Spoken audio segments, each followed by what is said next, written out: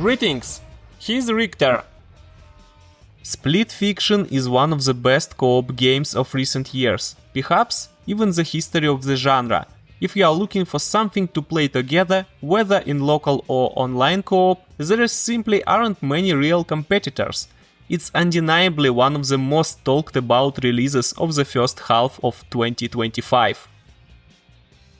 That said, I believe Split Fiction is highly overrated. Its 91 score on Metacritic has more to do with the weight of expectations and the studio's reputation than with the game itself. No doubt, it's a good game, it evokes strong emotions, but the more I played, the more clearly I saw its flaws. I get why so many people love it, but 91 out of 100, I just can't agree with that. In my opinion, compared to it, It Takes Two is still the more cohesive, creative and thoroughly crafted experience across all the key aspects. I love It Takes Two. It was my personal game of the year back in 2021, and I also really enjoyed A Way Out and Brothers: A Tale of Two Sons, so I was genuinely looking forward to Split Fiction. The first trailer looked like a natural continuation of what It Takes Two had started. It seemed like there were more mechanics, though the settings already looked a bit repetitive, but in reality the game turned out to be a very different project with a very different focus and a set of priorities. Spoiler warning, I won't go into too much details about the plot, just the introduction and the most general assessments, but I will be discussing and showing a lot of gameplay even from the very late stages of the game. So if you don't want to spoil it for yourself, I recommend finishing the game first and then coming back to this video. Split Fiction tells the story of two young aspiring writers, who arrive at the headquarters of a major publishing house, hoping to publish their first literary works. Instead, they become part of an experiment run by an evil corporation. Their minds are uploaded into a simulation based on their own stories, and the scientist named Raider, totally not an evil main antagonist, plans to literally extract all of their creative ideas from their brains. Now they have to break the simulation, protect their creativity and escape, overcoming their own fantasies, memories and fears along the way. In my opinion, with each new game, Joseph Fares pushes the story further and further into the background. Brothers told a powerful emotional tale without a single word. A Way Out was a fun road movie with charismatic characters, but its ending was weak. Each of the possible outcomes essentially contradicted all narratives that came in the game before. It Takes Two took an original concept, a couple on the verge of divorce, magically turned into the tiny dolls by their daughter's tears, and used it to create bright, surreal and often hilarious situations. But the protagonists themselves were pretty bland, and their relationship barely developed. Just like the main plot, which often faded into the background.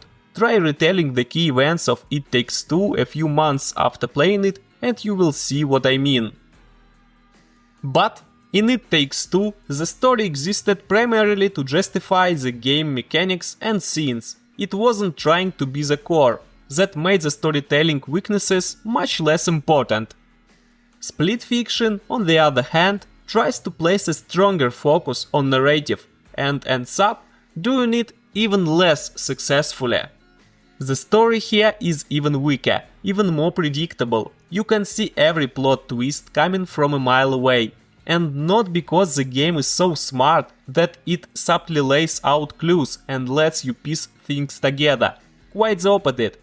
There just aren't any surprises or genuinely original ideas here. It is the most generic story you can imagine. Evil corporation, evil scientist, two cardboard cutout heroines, so archetypal they're basically caricatures, each with painfully predictable skeletons in their closets. Of course, they don't get along at first, then they bond, become friends, help each other with their personal issues and defeat the bad guys in the end. If you've seen more than 2 movies in your life, your first guess about how any conflict or mystery will resolve is almost certainly going to be correct. The tone and setting also work against the game. In It Takes Two, the naive and simple dialogues worked because they were being delivered by talking squirrels, living toys, and the anthropomorphic book voiced by a delightfully cringe motivational speaker. In Split Fiction, the exact same kind of goofy lines are coming from realistic human characters, and if the game were a parody or satire, it might have worked, but in the most of the major scenes, it's desperately trying to be serious and deep, and with these characters and this writing, that just doesn't work. The 2 main characters. One is a hyper-extrovert who spends every spare moment pestering the other with personal memories and deep questions about her writing. The other is a walking introvert cliché, someone who can't even ride an elevator 10 floors, with a stranger without finding a way to broadcast just how much of an edgy dead inside loner she is. Even actual teenagers rarely talk like this. The characters don't feel alive, they are hard to believe in, and more importantly, they are hard to care about. Sure, toward the end of the game, you sort of get used to them, but it's more like getting used to a mediocre TV show after binge watching it out of habit. You don't start liking them, you just accept them for what they are. But emotional resonance? Almost non-existent. Occasionally, if you really try to get into it and stop making fun of the corny dialogues with your co-partner, you might feel a faint flicker of drama, but it's all just decent at best. Functional, nothing more. The character models and animations haven't changed much since It Takes Two, but the context makes them feel less charming. In a cartoonish world, a stiff wooden doll feels perfectly natural. In Split Fiction, you are looking at supposedly realistic human characters, moving like marionettes, and it immediately stands out in the worst way. The problem with Split Fiction's visual isn't technical. Sure, it's a modest-looking game, but It Takes Two made up for its technical simplicity with charming stylization and a cohesive artistic vision. That's not the case here. Occasionally the game manages to look genuinely beautiful, but that's thanks to the artists, not the technology. Most of the time the visuals are just fine. And yeah, the performance is great, but Split Fiction doesn't really have anything to lack over. If a game with visuals like this were still stuttering, that would be an outright disaster. The real issue isn't the level of graphics, it's the setting. Even back when the game was first announced, it looked like the most of it would take place in the same typical cyberpunk and fantasy decorations, but there was still some hope. Maybe it would surprise us. Maybe halfway through the genres would start to merge and dragons would attack a neon-lit sci-fi city while we charge into a fantasy world on a massive mech robots? No, 3/4 of the game is just standard cyberpunk and standard fantasy.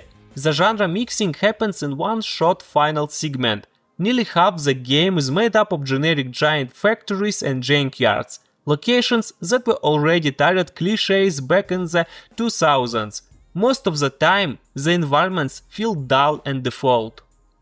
And that's especially disappointing because in It Takes Two, creativity and variety in settings were among its biggest strengths. That game had you flying through outer space inside a child's bedroom, battling massive mechanical clocks, exploring a surreal squirrel afterlife.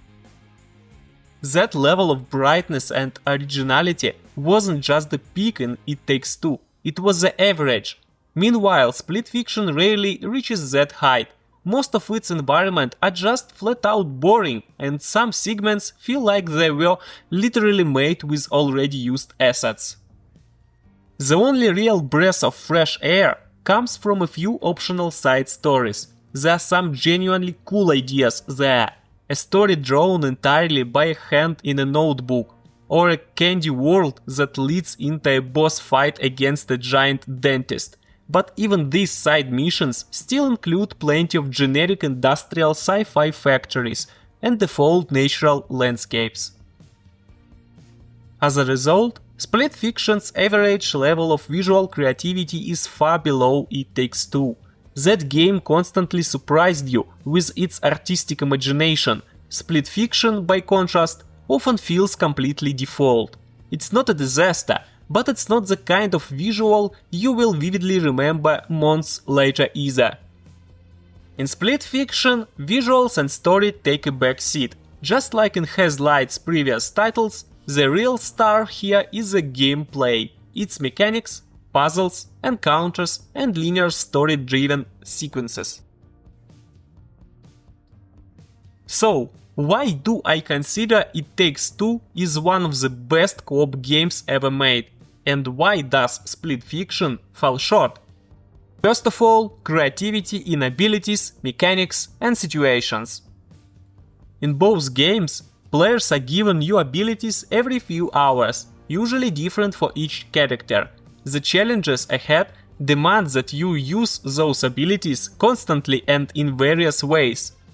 What kind of powers did It Takes Two offer?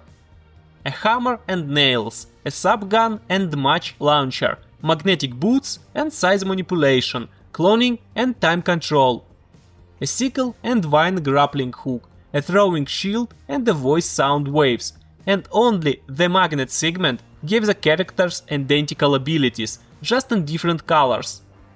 And that's not counting all extra segments, driving different vehicles, Diablo-style action RPG, fighting game episode, underwater exploration, and a dozen bite-sized mini-games like tug of war or shooting challenges. Now compare that to Split Fiction, a katana with wall running and an electric whip, color-coded guns and bombs with nearly identical functions, shape-shifting into various creatures, possessing electronic devices and magnet manipulation, riding dragons, rolling mechanical orbs, plus side stories that offer new mechanics, but usually the same ones for both players. At first glance, the level of variety might seem similar, but there are some key differences. First, and I'll admit this is subjective, most of Split Fiction's abilities just feel less unique and creative. Time control, cloning, magnetic puzzles, and exploding sub sound a lot more imaginative to me than machine guns, bombs, a katana, or an electric whip. Sure, there are some standout exceptions. The dragons are highlight. One can fly and spit acid, the other climbs vine-covered walls and pushes heavy objects. The orb section is also fun. One character becomes a swarm of tiny electric spiders that possess devices, while the other manipulates magnets. And I think Split Fiction too often reuses the same mechanics for the same player, just with minor variations. Zoe throws objects with her electric whip. Later, she throws things again, this time as an ant. She climbs vine-covered walls as a dragon, then climbs magnetized walls as a rolling orb. Meanwhile, Mio flies first as a dragon and then again as a swarm of electric spiders. Again, maybe that's just me. You might not find these points are fair. So let's move on to something more objective. Secondly, some abilities and mechanics in Split Fiction are similar to their counterparts in It Takes Two. The katana is almost identical to the sickle. The surface switching is the same as the magnetic boots. Cody's vine ability is identical to the ant's powers. And thirdly, while the developers constantly try to introduce new scenarios, the focus and direction of their creativity seem to have shifted. The biggest change in game design I noticed is this: fewer unique ways to use your abilities and more mechanical difficulty in puzzles and platforming. Where It Takes Two encouraged players to rethink their abilities and use them in new ways to solve fresh challenges, Split Fiction tends to have you do the same thing over and over again, just with added layers of difficulty. In It Takes Two, Cody gets a sub-launching gun and May gets a match gun that can ignite the sub. What could you do with the sub? You could just weight objects down, create a trail of sub and set it on fire, rotate the mechanism by shooting sub on specific parts of it, cover enemies so your partner could blow them up, even steer a boat using it. What can you do in Split Fiction with a katana?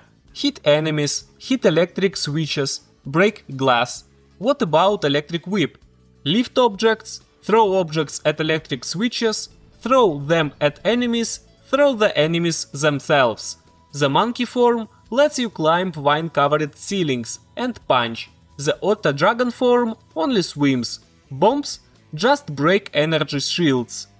Where It Takes Two try to design 3 or more different uses for every ability or mechanic, Split Fiction rarely offers more than 2 or 3.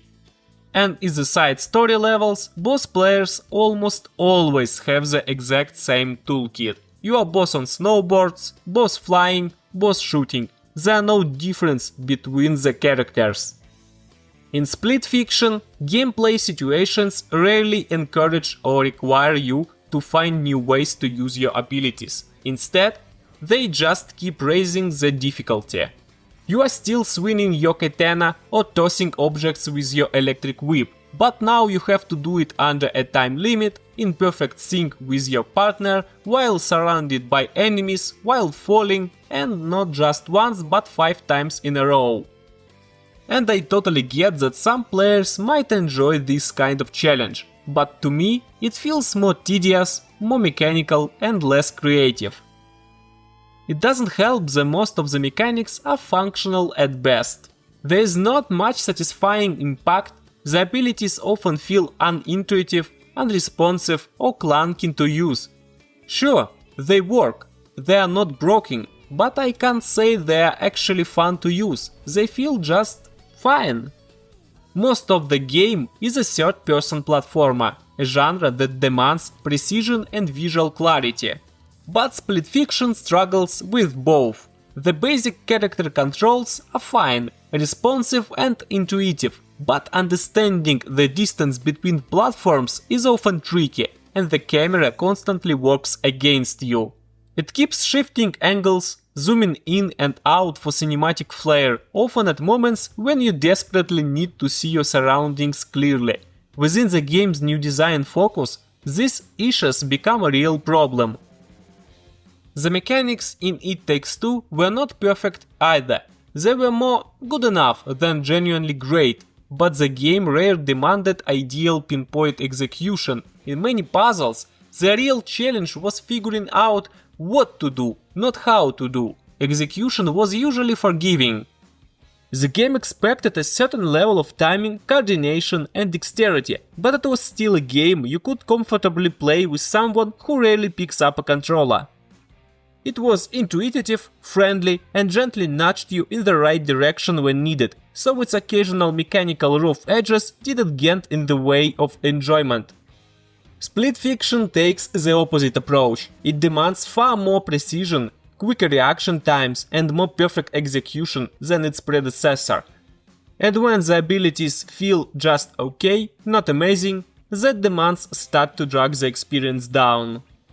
Some sections get so tricky, they start to resemble platformers like Cuphead or Super Meat Boy, except with one key difference. Split Fiction floods the game with checkpoints. You will find out saves after nearly every platform, after every puzzle, after each phase of a boss fight. On the one hand, this makes the game more accessible. You don't need to be highly skilled. You can brute force your way through most challenges, just trying again until you get lucky. But on the other hand, it kills all tension and risk. And that brings us to the question, who is this game even for? So, let's talk about difficulty and repetition. Casual players, even those who had no trouble with It Takes Two but aren't used to demanding action games or platformers, are going to struggle. At the same time, more experienced gamers and hardcore players won't find much of a real challenge here either. Because of all of the checkpoints, there's virtually no real risk. Instead of a carefully planned difficulty curve, Split Fiction gives you an endless series of mechanical complications that feel more annoying than challenging. The core issue isn't the difficulty, it's the process of getting through the game. Many of the challenges are impossible to beat out on the first try, because of the game simply doesn't give you enough information. Sometimes obstacles appear way too suddenly and demand instant reactions. Sometimes the camera is positioned in such a way that it physically prevents you from seeing what's coming. A great example is the centipede section. You have to leap from wheel to wheel while grabbing ledges, dodging jets of flame coming from every angle. The camera is so close that you barely have time to see what's next before it hits you. The wheels spin fast. The fire forces you to act quickly. The movement mechanic requires both players to be perfectly in sync. Wanna pull it off first few tries? Unless you and your co-partner are mentally linked like Jagger pilots from Pacific Rim, forget about it. You need to get through 3 or 4 wheels in a row, and doing that on your first, second or even third attempt feels like a Jedi trial. The result is that Split Fiction doesn't feel difficult, it just feels draining. It's not giving you a thrilling challenge, it's giving you a trial and error loop where you're bound to fail on the first time, then repeat the same actions again, but this time knowing what to expect. Not because the puzzle was challenging, but because you didn't get a fair shot the first time.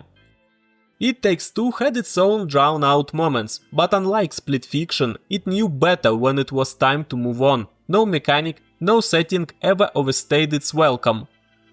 Things changed often and changed significantly enough to hold your attention.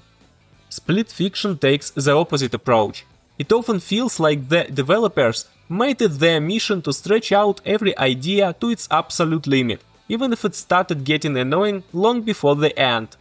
Boss fights are a great example. Each one comes in multiple phases, and each phase requires you to repeat the exact same action at least 3 times. Always. And it's not just bosses. Nearly every major level goes on long enough to wear out its welcome, both visually and mechanically.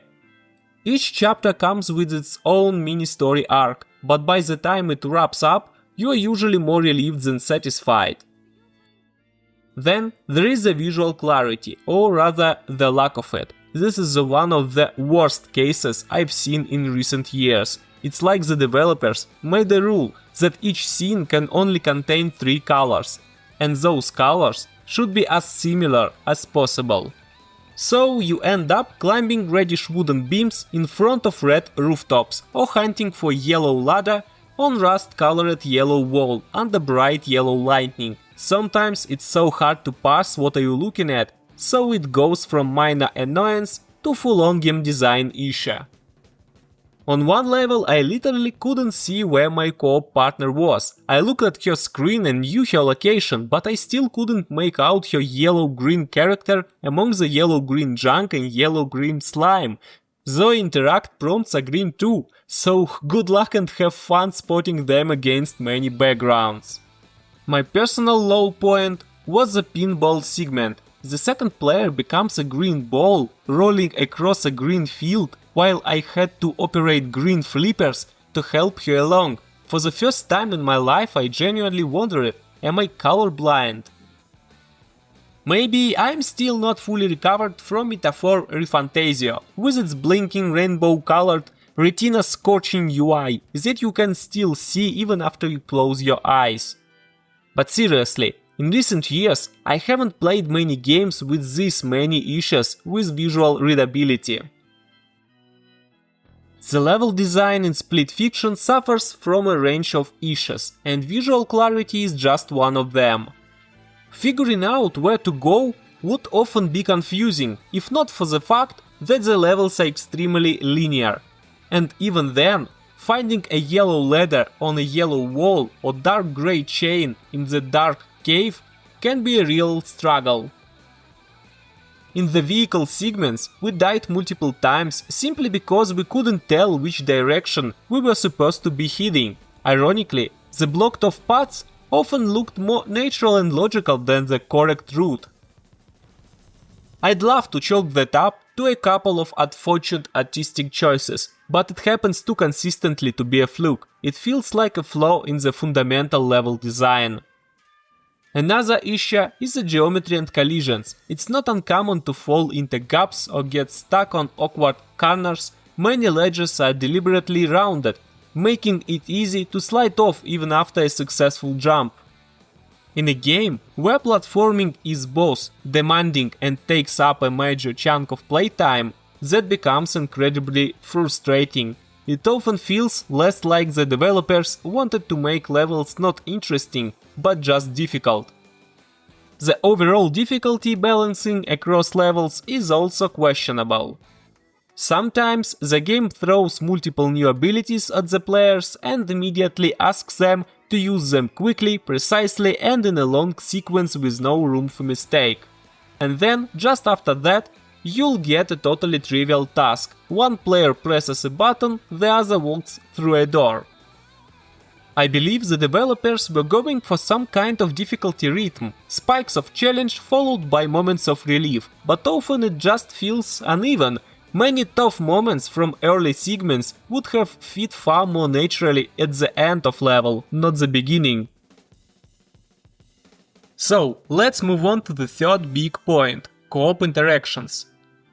The main reason I consider It Takes Two one of the best co-op games ever made is its focus on true collaboration. Unlike most games where co-op is just a checkbox feature, here the players physically can't progress without working together. Everything revolves around collaboration. Both players need to be active, alert, constantly interacting and communicating.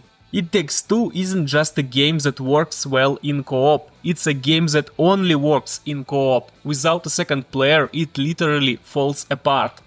Split Fiction is a step back in this regard. First off, the designers started using a different approach more frequently. Instead of both players doing something at the same time, it's now one does stuff while the other waits. Then they switch. In It Takes Two, the tool sets were intentionally incomplete without your partner. The hammer was mostly useless without the nails. The sub-cannon and match gun only worked in tandem. Even the magnets were two halves of whole. You needed both to make progress. Here, wall running and katana work just fine without a whip. The guns and bombs are functionally identical, just color-coded for different shield types. It's like playing DMC 2013 and reliving the pain of color-matched enemies all over again. Second, the difficulty balance between the players often feels uneven. Take the cyberpunk chase sequence. One player has to sweat, dodging instant death hazards while dealing with inverted controls that someone thought was a good idea. The other casually shoots at enemies who barely do anything, even if you ignore them entirely. Another moment, the massive moving tree. One player navigates it, dodging obstacles and trying to see through the muddy color palette. The second player mashes a single button to fend off enemies. In both cases, all the pressure falls on one person's shoulders. Making my way downtown, walking fast, faces past and I'm homebound. It Takes Two had some asymmetry too. Mei was usually more agile and action-focused, while Cody had more shooting-based, support-heavy tasks. But playing as either character still felt equally engaging and challenging. In Split Fiction that balance often is not so good and even. Personally, I found playing as Mio to be significantly easier than playing as Zoe. Example, there is a boss fight where Zoe has to dodge attacks, catch a projectile midair, aim and throw it back, all within seconds. Mio just casually jumps over a laser and delivers a hit after Zoe lands her shot.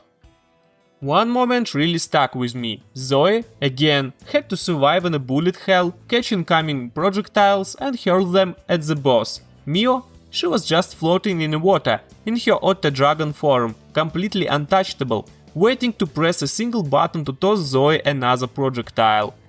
Playing as Mio felt like the developers had forgotten I existed and even hadn't gave me the busy work to keep me occupied.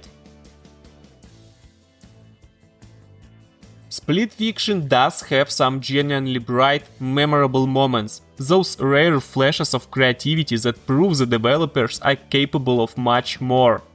Game really starts to shine closer to the end, when the mechanics become more interesting and the levels begin offering something truly unexpected. The final 30 minutes deliver several absolutely mind-blowing sequences, ones I haven't seen not just in co-op platformers, but in games in general. These are the moments that make you forget the criticism and just enjoy the ride. But across the entire game, those moments are few and far between. Only in a handful of cases does Split Fiction surpass It Takes Two. Only in a few scenes does it even match it. For more than half of its runtime, it's noticeably worse. If you took all the best, truly great moments and stitched them together, you would get about 3 or 4 hours of content. And I see the developers were on fire with passion and imagination while building those parts. But then, they probably looked at what they had and panicked, worried it wouldn't be enough to justify the price tag, and padded it out with 10 more hours of stretched out, mediocre fillers. In those filler sections, players often go long stretches without getting any new tools. Instead, they just have to do the same things, only harder, longer and under more inconvenient conditions. Rather than encouraging creative use of mechanics, the game increasingly throws repetitive challenges at you. Challenges that don't involve ideas but simply demand more mechanical precision. Instead of keeping the best ideas concentrated and tightly paced, the developers diluted them, turning Split Fiction into a game that occasionally amazes you with a brilliance, but mostly has you waiting for the next spark. Waiting for the moment when the routine ends and something exciting finally happens again. No doubts, Split Fiction is a good game. If you are looking for a quality co-op experience, you won't find many alternatives. If you simply want something fresh and original, Split Fiction is definitely worth checking out. Its biggest strength is that it has almost no direct competition working on the same level. And its biggest weakness is that there is one game that does almost everything better. If It Takes Two didn't exist, Split Fiction would feel far more impressive. But it does. And I know that co-op games can be better. I've seen mechanics that are more varied, design that's more inventive, levels that are shorter but more meaningful, and player interaction that's deeper and more organic. I know it's possible, I've seen it and I played it. And that's why, if you are choosing between Split Fiction and It Takes Two and you haven't played either, I see no reason to choose Split Fiction. It's a good game, definitely worth your time and money, just not a 91 out of 100. Not a game of a year, not Headlight's best project, and not the peak that Joseph Fares and his team have already reached. Maybe It Takes Two was their high point, a bar they will never clear again. Or maybe Split Fiction was just an unfortunate experiment. I don't know, but I do know this. I will definitely be waiting for their next game.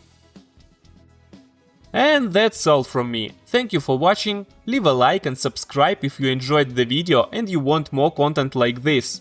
If you'd like to support the channel and my work, you can do so via Patreon. Let me know in the comments, do you agree with me? Did you feel the same way? Or do you think the critics got it right? Hear you in the next video, and good luck out there!